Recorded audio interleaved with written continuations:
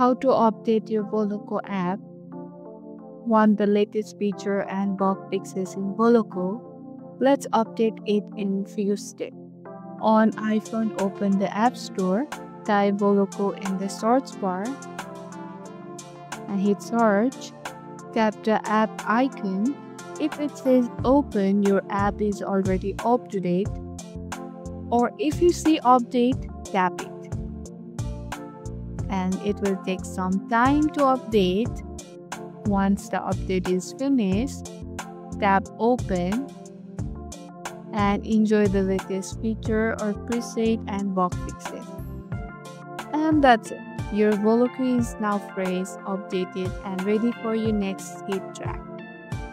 If this helped, hit like, and if you have any question, drop them in the comment and subscribe for more quick tips.